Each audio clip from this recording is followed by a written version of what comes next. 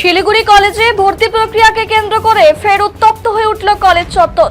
সোমবার সকালে পড়ুয়াদের সাহায্যের জন্য হেল্প ডেস্ক বসানোকে ঘিরে দুই ছাত্র সংগঠনের মধ্যে তীব্র উত্তেজনা তৈরি হয়। পরিস্থিতি দ্রুত নিয়ন্ত্রণের বাইরে চলে গেলে কলেজ চত্বরে শুরু হয় ধাক্কাধাক্কি ও সংঘর্ষ। ঘটনায় গুরুতর আহত হয়েছেন তৃণমূল ছাত্র পরিষদের ছাত্রনেতা বিবেক ঝা। তাকে দ্রুত উদ্ধার করে চিকিৎসা ব্যবস্থা করা হয়। সংঘর্ষের জেরে কলেজে আতঙ্কের পরিবেশ তৈরি হয় এবং বহু পড়ুয়া নিরাপত্তাহীনতায় ভুগছেন বলে জানা গেছে।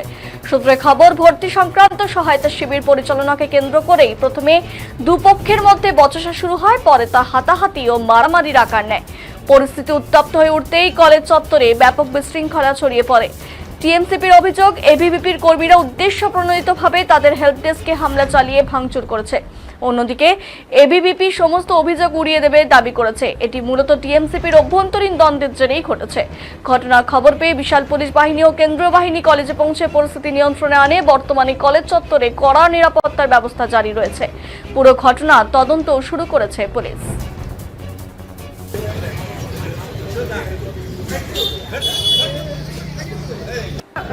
নতুন সরকার যখন আমাদের রাজ্যে গঠন হয়েছে তার পরবর্তী সময় থেকে আমরা দেখতে পাচ্ছি রাজ্য জুড়ে কলেজ থেকে শুরু করে যে কোনো প্রতিষ্ঠানে যেভাবে বিজেপি গুন্ডা বাহিনী হিন্দুত্বের নামে গুন্ডাগিরি করছে, তার কিন্তু আমরা তার প্রতিফলন ফল সবই দেখতে পাচ্ছি। আজ যেটা হয়েছিল শিলিগুড়ি কলেজে, যে ছেলেটি মৃত্যুর সাথে লড়ছে আপনারা দেখতে পাচ্ছেন, সেই ছেলেটি আজ একটি হেল্প ডেস্ক নিয়ে বাইরে বসেছিল। সেখানে কিছু বিজেপির কিছু গুন্ডা বলবো না, বহিরাগত কর্মী বলবো না, তাদের বিশ্ব হিন্দু পরিষদ না বজরং দলের কিছু সমর্থক সদস্যরা, তারা ইচ্ছাকৃতভাবে তাকে প্রাণে মারার চেষ্টা করে এবং তাকে সেখান থেকে হুমকি দেওয়া হয় যাতে সে সেখান থেকে বেরিয়ে যায়, এবং সে সেখান থেকে বেরিয়ে যাওয়ার চেষ্টা করেছিল। তার পরবর্তীতে তার প্রতি তার কিছু আক্রোশ থাকার কারণে তাকে প্রাণে মারার মতো চেষ্টা তারা করেছে।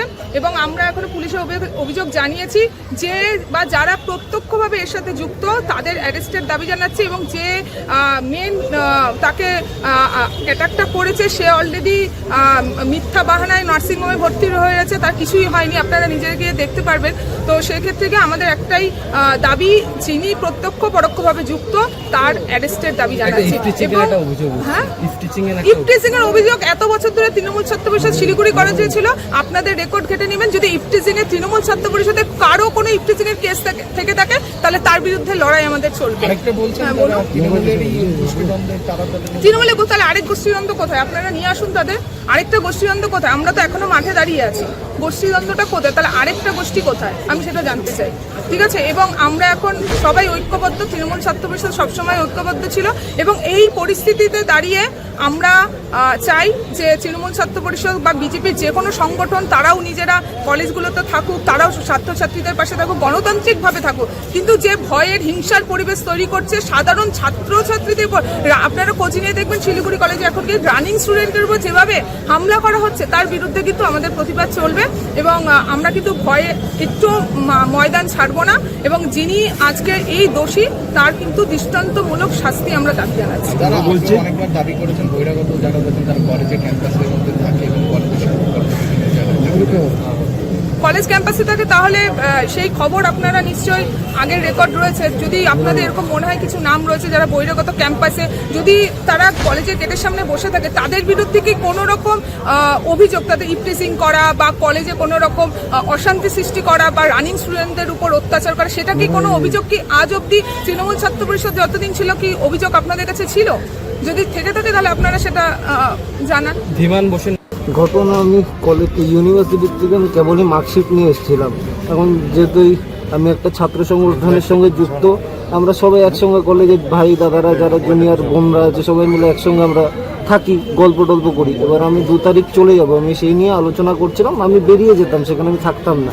এবার হট করে অনেক বাইরের লোক যারা আসলো, এবিভিপির ছিল, কেউ হচ্ছে এই হিন্দু মহামঞ্চ নাকি কিসের ওইখানে ছিল। এবার সেখান থেকে তারপরে ওরা এসে হচ্ছে ইয়ে করলো, কি বলে, প্রথমে ওরা ভালোভাবেই বলছিল, এবার তার পরবর্তীতে হচ্ছে আমরা চলে যাচ্ছিলাম। এবার যাওয়ার পরে হট করে একটা স্টুডেন্ট এসে, মনে আমি জানি না কে ছিল, এবার ওরা এসেছে একটা বুনুকে হচ্ছে ওরা ধাক্কাধাক্কি শুরু করলো। ওর ফোনটাও সম্ভবত নিয়ে নিয়েছে, ওর ফোনটা এখনও পাওয়া যায়নি। তো তার পরবর্তীতে ওইখান থেকে আমি ওদেরকে বললাম যে চল, যে থাকা যাবে না। তারপরে সেখান থেকে আজাদ বলে একটা ভাই আছে কলেজের রানিং স্টুডেন্ট, ওকে সবাই হচ্ছে মারতে গেলো, ধাক্কাধাক্কি করলো। আমি মাঝখানে ঠেকাতে গেলাম। এবার ঠেকাতে যাওয়ার পরে তার পরবর্তীতে হচ্ছে সবাই মিলে যে ছিল, অনিকেত ছিল এবিপির, তারপরে সৌগত আমাদের জুনিয়র ভাই অনিশ, ও আমার জুনিয়র। এবার আমি কলেজ পাস আউট করে গিয়েছি, আমি নর্থ বেঙ্গল ইউনিভার্সিটির ছাত্র।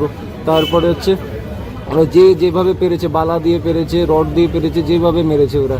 আর এর আগেও আমি একবার প্রশ্ন জিজ্ঞেস করেছিলাম, আমাদের এমএলএ সাহেব ভালো লোক, কিন্তু আমি একবার এই পড়াশোনা নিয়ে একটা টিভি শোতে আমি প্রশ্ন জিজ্ঞেস করেছিলাম, তারপরেও আমাকে অনেকে বলেছিল যে এর প্রশ্ন করছিস, তুই বেশি কথা বলছিস, এই করছিস না করছিস। তুমি পাস আউট করে গেছো ইউনিভার্সিটির ছাত্র, শিলিগুড়ি কলেজে কি করছো? আমি কলেজের বাইরে ছিলাম, রাস্তায় ছিলাম, কলেজে ছিলাম না। ওখানে কি করছো তুমি? দাঁড়িয়ে ছিলে কেন কলেজে? এমনি আমি এখানে দেখা করে আমি চলে যেতাম, আমি কিছু করতাম না। আমি ওইখান থেকে দেখা করে এখন রাস্তার মধ্যে তো যেতেই হবে, কি করবো আমি?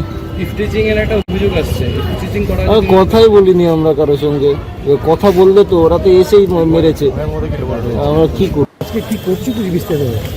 আজকে শিলিগুড়ি কলেজে আজকে থেকে নয়, গত 3 দিন ধরে আমাদের বিভিন্ন কলেজে অখিল ভারতীয় বিদ্যার্থী পরিষদ কলেজের সাধারণ ছাত্রছাত্রীদেরকে নিয়ে হেল্প ডেস্ক বসাচ্ছে। যারা গরিব ঘরের ছাত্রছাত্রী তারা যাতে অ্যাডমিশন তারা নিতে পারে, যাতে ক্যাফেতে গেলে অনেক টাকা খরচা হয়, যেটা না হয় তার জন্য সুবিধার্থে আমরা হেল্প ডেস্ক বসিয়েছিলাম। আজকেও তাই হয়। শিলিগুড়ি কলেজের টিএমসিপির 2 গোষ্ঠী সেই কলেজের সামনে আজকে উপস্থিত হয়। তারপর তারা তাদের গোষ্ঠীদ্বন্দ্ব শুরু হয় এবং আমাদের যারা সাধারণ ছাত্রছাত্রী সেখানে হেল্প ডেস্কে বসেছিল তাদেরকে গাড়িতে বসে নোংরাভাবে তারা টন্টিং করে, নোংরা অভদ্র ভাষা, অভদ্রভাবে তারা তাদেরকে বিভিন্ন ইফটিজিংয়ের মতো তারা করে। এবং তার প্রতিবাদ যখন আমাদের সাধারণ ছাত্রছাত্রীরা করে, বয়েজরা করে, তখন তাদের উপরে সেমভাবে তাদেরকে নোংরা ভাষায় গালাগালি করা হয় এবং তাদের উপরে আক্রমণ করা হয়। তাদের উদ্দেশ্য একটাই ছিল, এত বছর ধরে তারা যেভাবে কলেজ ক্যাম্পাসের সিটগুলো বিক্রি করেছিল এবং তা দিয়ে তাদের যে সংসার চলছিল সেটা এখন বন্ধ হয়ে গেছে, এদের মাথা এখন পুরোপুরি খারাপ হয়ে গেছে। তার জন্য আজকে তারা এই ধরনের নোংরা ঘটনা ঘটালো।